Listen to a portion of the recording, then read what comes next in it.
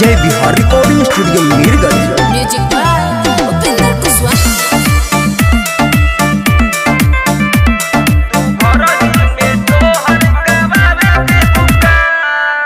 लइका खेलावले ना कम बात होला, होई जाई हाला तो जानी मोहाला।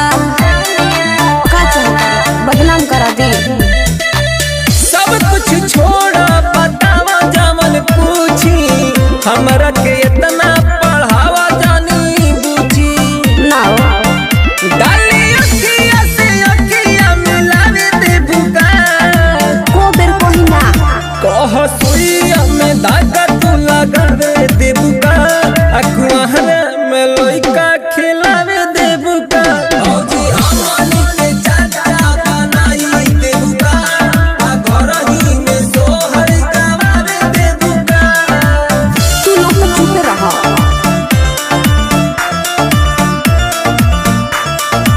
Music by Upendra Kushwaha.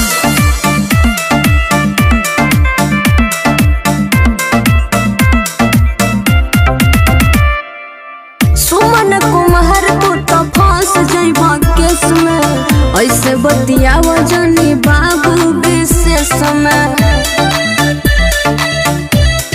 हो सब कुछ देख ले में जानी तू डेराई हा, नाम धके रोहित यादव चाली तू आई हा।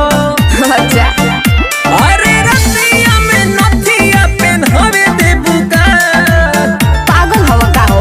अरे सुइया में धागा तू लगावे दे बुका, कुंवारे में लइका खेलावे दे बुका। औजी हमनी के चाचा बनाई दे बुका, आ घरही में सोहर गवावे दे बुका।